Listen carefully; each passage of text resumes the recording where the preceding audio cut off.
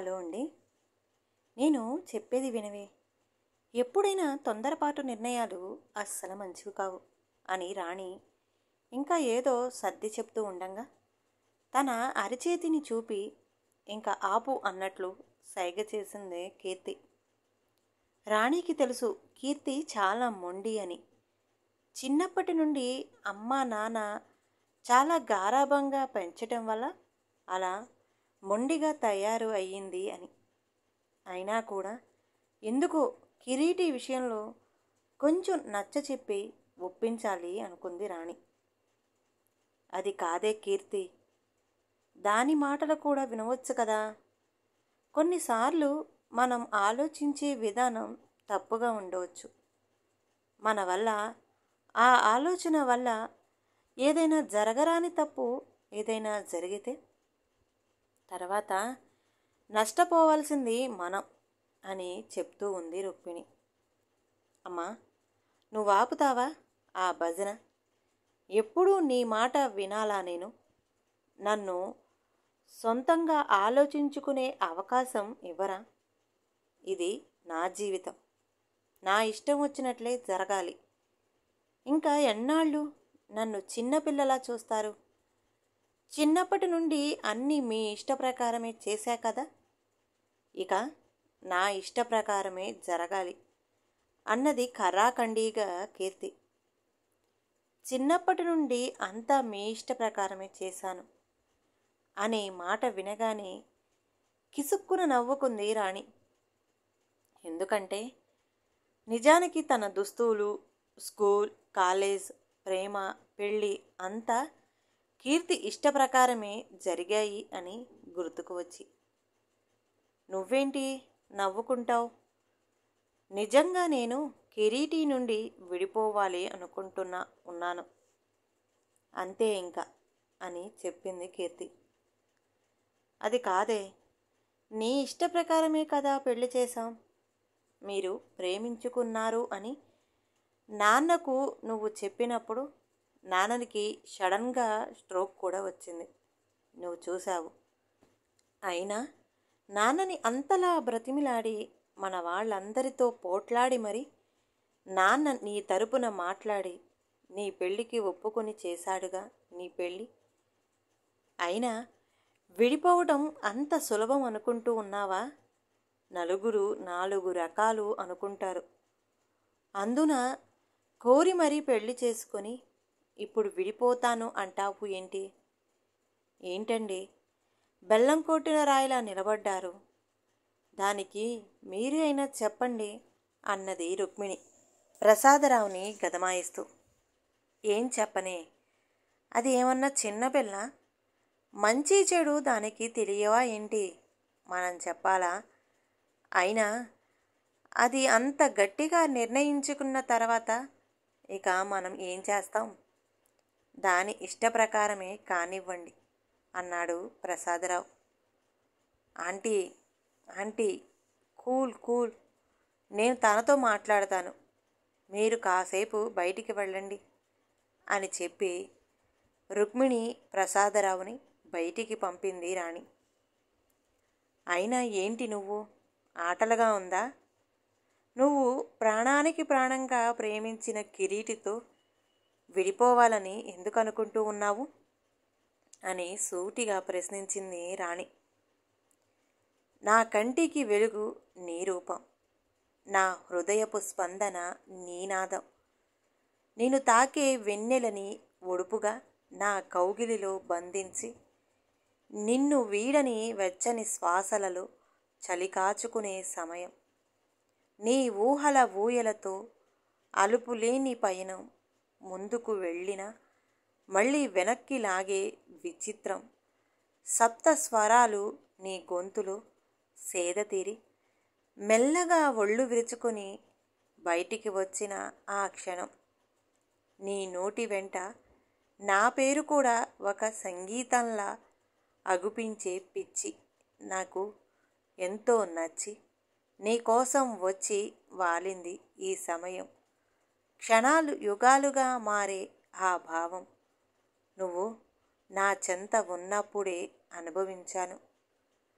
మనసు మళ్ళీ మళ్ళీ కోరి కోరి చదివే మధుర కావ్యం నువ్వు.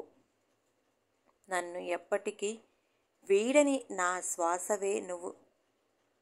టేబుల్ మీద ఉన్న డైరీలో ఉన్న ఆ కవిత కింద పట్టు పరికిణీలో బుట్ట బొమ్మల బ్యూటీ క్వీన్లా ఉన్న కీర్తి ఫోటోను చూస్తూ తన కళ్ళచాటున దాగిన నీటిని ఒక చేతితో తుడుచుకొని చటుక్కున ఆ డైరీ మూసివేశాడు కిరీటి.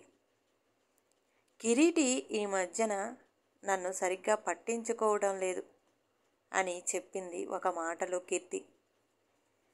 అదేంటే, నువ్వు కిరీటి బబుల్ గమ్లాగా ఒకరిని ఒకరు అతుక్కొని తిరిగేవాళ్ళు కాలేజీలో, పెళ్ళైన కొత్తలో కూడా. మరి ఇప్పుడేమైంది అని అడిగింది రాణి. అది అప్పుడు. ఈ మధ్యన నా వంక అస్సలు చూడటం లేదు, నా మాట వినటం లేదు, కనీసం నన్ను దగ్గరకు కూడా రానివ్వటం లేదు అని చెప్పింది కీర్తి. అయ్యో పిచ్చిదానా, అంతేనా? పెళ్ళి కాకముందు మగాళ్లకు మనం మాత్రమే ప్రపంచం. కానీ పెళ్ళి అయిన తర్వాత ఇన్ని బాధ్యతలు ఉంటాయి, సంపాదన కూడా చూసుకోవాలి కదా, తన జాబ్లో ఎన్ని టెన్షన్లు ఉండి ఉంటాయో కదా. ఎప్పుడైనా మనం అదే యావలో ఉండకూడదు. కొంచెం ప్రేమగా మాట్లాడాలి, కవ్వించాలి, ఒక్కొక్కసారి తగ్గాలి, మొత్తానికి మన దారిలోకి తెచ్చుకోవాలి. నీకు ఇవన్నీ ప్రత్యేకంగా చెప్పాలా ఏంటి? నీకు తెలియదా అని అడిగింది రాణి. అది కాదే, తనకి అసలు సిగరెట్ అలవాటు లేదు, కానీ ఈ మధ్యన సిగరెట్ తాగుతూ ఉన్నాడు. ముందు ముట్టను అని నా మీద ప్రామిస్ చేసి అది కూడా మొదలుపెట్టాడు అన్నది కీర్తి. పిచ్చి మొద్దు, ఫ్రెండ్స్ కలిసి ఉన్న చోట అలాంటి అలవాట్లు సహజం. మనమే సర్దుకుపోవాలి, మనమే అర్థం చేసుకొని వాళ్ళని ప్రేమతో బుజ్జగించి మన దారిలోకి తెచ్చుకోవాలి అని చెప్పింది రాణి. నీకు ఎంత చెప్పినా అర్థం కాదు ఏంటి? అంతకుముందు కూడా ఎంతోమంది కిరీటిని బలవంతం చేశారు మందు, సిగరెట్ తాగటం అనే అలవాటుని. స్వయంగా నేను కూడా చెప్పా, పర్లేదు తాగు అని.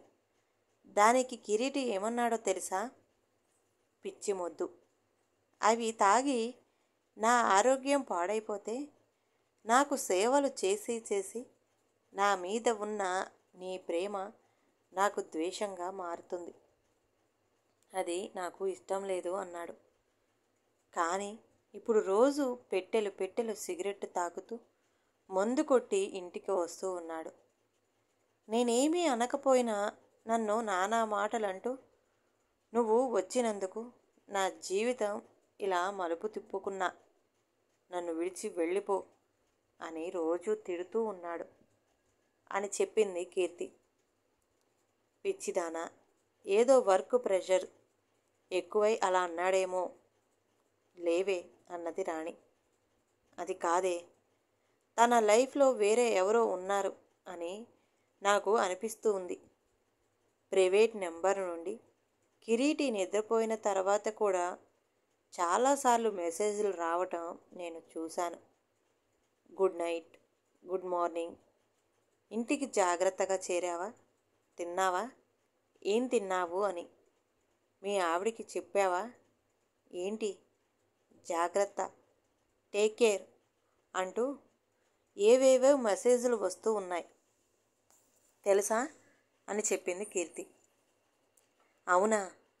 కిరీటి అలాంటి వాడు కాదే, అలా ఎలా అని రాణి అనేలోపు కీర్తి తన మొబైల్లో కిరీటి మొబైల్లో వచ్చిన మెసేజ్లను ఫోటోలు తీసి ఉంచిన స్టిల్స్ చూపించింది రాణికి. ఒక్క నిమిషం, అరే నువ్వు చెబితే నేను నమ్మలేదు.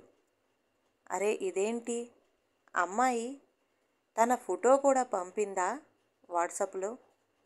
ఇదేంటి? నువ్వేమీ మాట్లాడకు కీర్తి, నేను మాట్లాడతా కిరీటితో. అలా ఎలా కుదురుతుంది? పద తేల్చుకుందాం అని కీర్తి భుజం పట్టుకొని పైకి లేపి ఆ గదిలో నుండి బయటికి వచ్చింది రాణి. ఇద్దరూ బయట ఉన్న కారులో కూర్చున్నారు. కారు స్టార్ట్ చేయబోతూ ఉండంగా కీర్తి మొబైల్ ఫోన్ రింగ్ అయింది. చూస్తే కిరీటి కాలింగ్ అని ఉంది. అది చూడగానే ఒక్కసారిగా ఆనందం తొంగి చూసింది కీర్తి ముఖంలో. ఎందుకే అంత ఆనందం? ముందు ఆ ప్రైవేట్ నెంబర్ ఎవరినో తేలని, అప్పుడు చూద్దు అని ఆ కాల్ కట్ చేసింది రాణి కీర్తి చేతుల నుండి మొబైల్ లాక్కొని. కారు స్టార్ట్ చేసింది రాణి. కొంత దూరం పోగానే మళ్ళీ కీర్తి మొబైల్ రింగ్ అయింది. చూస్తే కిరీటి కాలింగ్ అని ఉంది. ఒకసారి లిఫ్ట్ చేస్తా. చాలా రోజులైంది నాతో మాట్లాడి కిరీటి. ఎందుకు కాల్ చేశాడో అని కాల్ లిఫ్ట్ చేసింది కీర్తి. అర్జెంటుగా హాస్పిటల్కి రామ్మా అని కిరీటి వాళ్ళ అమ్మ చెప్పి ఫోన్ పెట్టేసింది. నా కంటికి వెలుగు నీ రూపం, నా హృదయపు స్పందన నీ నాదం. అక్షరాలు అన్నీ ఒకదానితో ఒకటి అలుముకుంటూ సరిగ్గా కనిపించడం లేదు కీర్తికి. నువ్వు లేని నా జీవితం నిజంగా చాలా నరకంగా ఉంది. కానీ నేను నీ దగ్గరికి రాలేను. నువ్వు ఏడుస్తూ ఉన్న ఎన్నో క్షణాలు నీకన్నా ఎన్నో రెట్లు కుమిలిపోతూ పైకి గంభీరంగా నటించడం నాకు చాలా కష్టంగా ఉంది. బాధలో నీ ఒడిలో సేద తీరటం బాగా అలవాటయ్యింది నాకు. కానీ ఆ అలవాటు వదులుకోవడం చాలా కష్టంగా ఉంది. నీ చెక్కిలని తాకాలని ఉన్న నా అదరాలు నొక్కి ఆపటం నాకు చాలా కష్టంగా ఉంది. కనీసం ఓదార్పు కోసం నీ చెయ్యి పట్టుకొని ఉండే ఆ అవకాశం కూడా నేను వాడుకోకూడని ఒక క్షణం నా జీవితంలో వస్తుంది అని నేను అస్సలు ఊహించలేదు.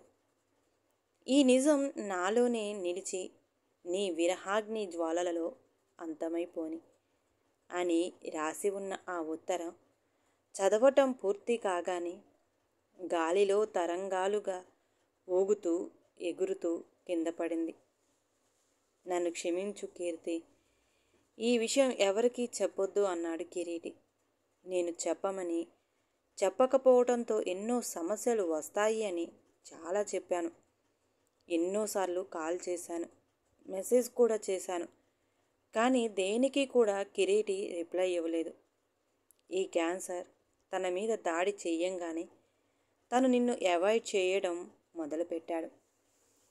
నా మెసేజ్కి రిప్లై ఇవ్వకుండా నీకు తన మీద అనుమానం కలిగి ముందు సిగరెట్ తాగే అలవాటు ద్వారా అసహ్యం కలిగించి నీ మనసులో నుండి తను చెరిగిపోయి నిన్ను సంతోషపెట్టాలి అనే తన ప్రయత్నంలో ఎంతో సక్సెస్ అయ్యాడు అన్నది నందిని చీఫ్ డాక్టర్. నువ్వు కదా విడాకులు అడిగింది. కానీ తను నీకే కాదు అందరికీ విడాకులు ఇచ్చి వెళ్ళిపోయాడమ్మా అంటూ గుండెలు బాదుకుంటూ ఏడుస్తూ ఉంది కిరీటి తల్లి రంగనాయకమ్మ.